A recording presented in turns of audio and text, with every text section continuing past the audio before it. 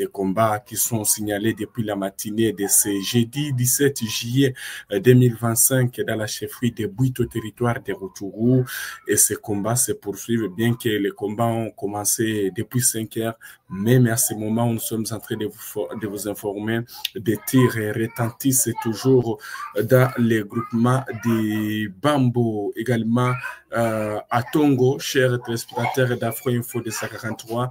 Vous devez retenir que au cours de ces affrontements, les Wazalendo sont en train de repousser toutes les attaques des rebelles du M23 soutenus par les Rwandais. Chers téléspectateurs d'Afro Info Odessa à 43. Les combats sont concentrés pour l'instant au niveau du groupement de Bukombo dans la localité qu'on appelle Bifuro. Voilà, donc c'est à Bifuro où des tirs continuent à retentir. Les matins, bien sûr, il y a eu des combats et ces combats sont toujours en cours. Et jusque-là, OK, donc un bilan est disponible, mais vous devez retenir que Bifuro constitue une grande base de résistants Wazalendo. Également, dans le groupement de Bukombo, toujours, il y a des combats au niveau de Makomalehe. Donc, toutes les lignes, presque beaucoup de lignes de front sont toujours en ébullition. Makomale, il y a des combats. Mouchababu, il y a des combats. Là, nous sommes toujours dans le groupement Bukombo. Alors, dans le groupement voisin de Tongo, au niveau de Kemena aussi, il y a des affrontements. Ce sont les rebelles qui ont été les premiers à lancer ces offensives et nous venons à peine donc de contacter un habitat dans la zone.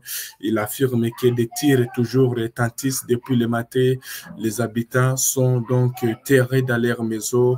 Ils ne parviennent pas à quitter. Les rebelles tentent de progresser. Les Wazalendo aussi ne parviennent pas à accepter. Voilà, c'est ce que vous devez retenir concernant la situation qui se passe pour l'instant dans les territoires de Rutshuru, plus précisément dans la chefferie de Bwito.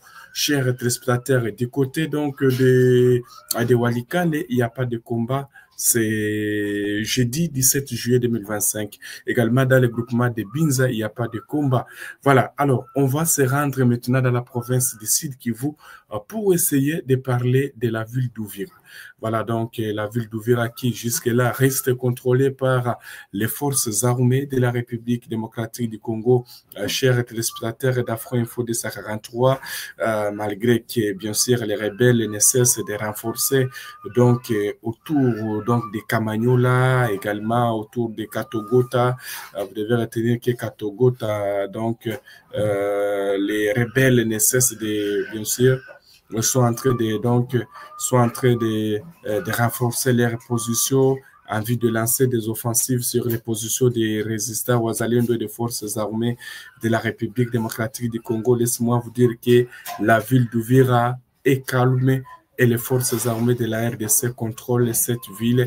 Alors, on va essayer de faire une petite analyse par rapport à cette déclaration de Kainerugaba. Moise Kainerugaba, c'est le chef d'état-major de l'armée ougandaise qui a déclaré encore, donc qui a fait une déclaration en tout cas concernant la ville d'Uvira. Qu'est-ce qu'il a déclaré? S'il y a des combats autour d'Uvira, au Sud Kivu, nous n'hésiterons pas à éteindre notre zone d'opération. Nous disposons de suffisamment de forces pour le faire. Imaginez-vous, c'est un chef d'état-major de l'armée ougandaise qui déclare ça, qu'une fois qu'il y ait des combats donc, autour d'Uvira, l'UPDF n'hésitera pas à éteindre leur zone d'opération. Vous devez retenir que l'UPDF, c'est l'armée ougandaise qui est en opération au Soudan avec les forces armées de la RDC du côté du sud, du côté de la ville du territoire de Beni, également du côté de la province de l'Ituri. Alors, avec ces déclarations, il n'a jamais toujours cessé avec ces déclarations. Alors, il a fait encore cette déclaration qu'il va donc, si c'est intervenir du côté des rebelles, si une fois il y aurait des combats donc autour de la ville d'Uvira. Alors, la ville d'Uvira reste calme. Ce sont les forces armées de la RDC qui contrôlent à 100% cette ville.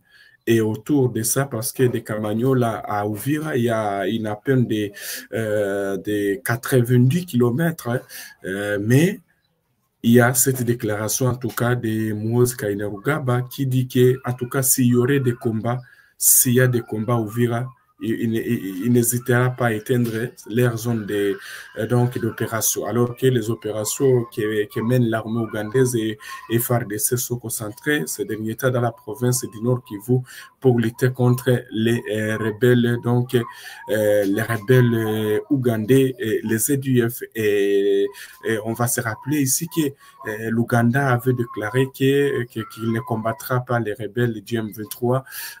Bon, je ne sais pas qu'est-ce qui va se passer, mais il a toujours fait des déclarations. En tout cas, jusque-là, le gouvernement congolais n'a pas encore réagi par rapport à cette déclaration de Moise Kainerugaba par rapport à ce qu'il a dit concernant la ville d'Uvira. Chers téléspectateurs, et comme toujours, on reste dans la ville d'Uvira, on va vous dire qu'il y a donc une campagne, voilà, donc il y a une campagne d'essa volontaire qui a débuté hier mercredi à ce jeudi 17 juillet 2025 à l'hôpital de garnison d'Uvira en soutien aux militaires FARDC et des résistants Wazalendo, donc les volontaires pour la défense de la patrie qui continuent donc à se battre pour mettre fin à cette guerre. Cette activité dénommée Congolais Téléma, autrement dit Debout Congolais, organisée par le Conseil provincial de la jeunesse du Sud Kivu, appuyé par l'hôpital militaire de garnison, s'est effectuée durant 2 jours, soit donc hier mercredi à ce jeudi du 7 juillet 2025. Donc révéla les bien fondés de cette campagne de médecins, directeur de l'hôpital militaire de garnison d'Uvira et du secteur opérationnel Sokola 2 du site Kivu, le lieutenant-colonel Lengandu Kabeya Benjamin a épinglé qu'une poche de ça, c'est au moins une vie sauvée donc ça comptait les dérives utilisées pour venir en aide aux blessés de guerre. Les détails dans ces reportages, chers téléspectateurs d'Afro Info, Odessa à 43. L'emblémaire de votre souveraineté, Congo, ton béni, Congo, des aïeux, Congo, au pays, Congo, sa grandeur, 30. Une campagne de dons de sang volontaires a débuté ce mercredi 16 juillet 2025 à l'hôpital militaire des garnisons d'Uvira, à soutien aux militaires des FARDC et des résistants volontaires pour la défense de la patrie blessés au front.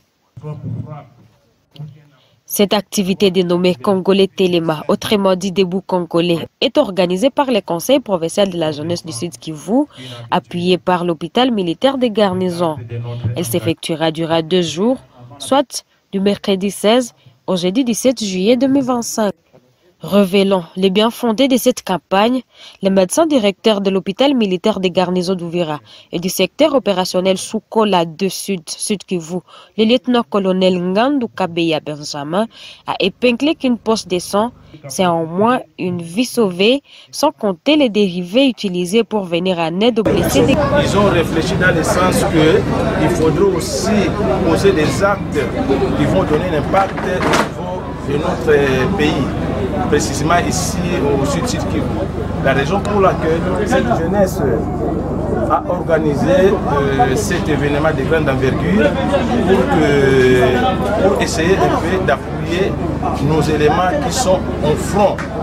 Et pourquoi pas même ceux qui sont dans les hôpitaux. Malgré les dons de sang est réservé pour les militaires qui sont au front, mais en cas de nécessité, parce que ces dons de sang, c'est regardé dans les hôpitaux, mais en cas de nécessité, on peut aussi aider notre population. De leur côté, les représentants du Conseil provincial de la jeunesse du Sud Kivu ont insisté sur l'acte de solidarité en ces moments d'agression. Qui s'inscrit dans le cadre de la campagne gouvernementale Congolais Téléma. Nous avons une même lutte, et notre lutte, ce n'est pas tout simplement pour le chef de l'État. Nous, la jeunesse, nous devons savoir que c'est notre terre qui est menacée et nous devons nous unir avec ceux qui se battent jour et nuit pour défendre l'intégrité de notre territoire national. Notre pays est en guerre et c'est chacune de nous qui devons nous lever. En donnant son sang, en s'exprimant, en allant au front, nous sommes capables de se lever. En temps de guerre, les discours qui concernent les femmes sont beaucoup plus ceux des victimes. Nous pouvons aussi être des actrices dans les combats qui sont. Nous avons le potentiel et nous devons nous lever. Nous devons faire entendre nos voix en temps de guerre pour que la paix rentre dans notre pays. Donc il est important que que nous fassions preuve de patriotisme et que nous combattons pour notre pays. Rappelons que la cérémonie a été marquée par la présence du ministre provincial de la Santé, du ministre provincial de la Jeunesse et des officiers de FARDC. Voilà, donc on va se rendre aussi du côté de Mbandaka d'Équateur où le centre médical opérationnel de sa 11e base navale a été approvisionné par un lot de produits pharmaceutiques et ce médicament qui, grâce aux efforts du centre du contre-amiral Dika Ondeke Jean, commandant du 11e groupement naval, ont été remis au commandant de l'hôpital militaire régional de l'Équateur par le capitaine de vaisseau Mofambala Bob, commandant adjoint chargé des opérations et renseignements du 11e groupement naval en présence du commandant intérimaire de sa 11e base navale de Mbandaka. Les détails aussi dans ces reportages.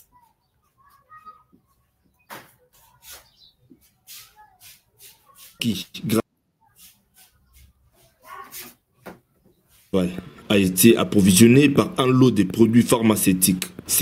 Le centre médical opérationnel de la SA 11e base navale a été approvisionné par un lot de produits pharmaceutiques. Ces médicaments acquis grâce aux efforts du contre-amiral Dika Ondole-Jean, commandant du 11e groupement naval, ont été remis au commandant de l'hôpital militaire régional de l'Équateur par les capitaines des vaisseaux Mofambala Bob, commandant adjoint chargé des opérations et renseignements du 11e groupement naval, en présence du commandant intérimaire de la 111e base navale d'Mbandaka. Le colonel Israël Mouila, le commandant hôpital militaire régional de l'Équateur. Nous sommes là juste pour recevoir le lot de médicaments qui nous a été envoyé par le commandant du 11e groupement naval, l'amiral Dika et son équipe pour notre hôpital 11e. C'est à base de ça que nous sommes venus récupérer ça pour laisser aux médecins traitant cet hôpital. Pour nos militaires qui sont malades d'une faute navale, qu'ils soient bien soignés, c'est après ça que notre président s'est mis. Voilà, donc on va se rendre aussi à Kinshasa, capitale de la République démocratique du Congo. Chers téléspectateurs d'Afro-Info 243 aussi à Kinshasa, le service national. Donc, en opération de vente de la farine de maïs produit par des ex-Kuluna, c'est mercredi 16 juillet 2025 au Kachachi, 4000 sacs répartis dans 4 camions remorques qui ont été vendus aux militaires et leurs dépendants à 18 000 francs congolais, les sacs de 25 kg qui se vendent jusqu'à 75 000 francs à la cité. Les détails aussi dans ces reportages. Place le lieutenant sur la tête, entre les bras, à chacun son moyen de transport de ce sac de maïs. Bienvenue au camp Tchachi où le commandant du service national a tenu à superviser personnellement la vente de cette denrée. Une inspection pour s'assurer que les instructions du commandant suprême Félix-Antoine Tshisekedi sont exécutées à la lettre. Elles vont du prix de ce sac de farine de maïs de 25 kg à l'approvisionnement régulier de cette denrée dans des cantines militaires. Sur place, le lieutenant-général Jean-Pierre Kassongo-Kabouik a constaté que l'opération se déroulait dans l'ordre, la discipline, mais surtout dans la dignité. D'un côté les officiers, de l'autre les femmes des militaires, les hommes de troupes ou encore les blessés de guerre, personnel civil travaillant au camp. Au total, 4 caisses équivalent à 4 camions remorques contenant 4000 sacs de farine de maïs de 25 kg. Le prix d'un sac est à 18 000 francs congolais, soit plus de 3 fois moins qu'au marché. Reconnaissance au président de la République et au service national était donc au rendez-vous. Papa, merci beaucoup. Papa Fachi Béton. Au salibiso esengo makasi na biso basi ya basoda. Vina Sepeli vraiment donc Isungi Biso. Merci pour le chef de l'État, président de la République. Toza toujours Simanae.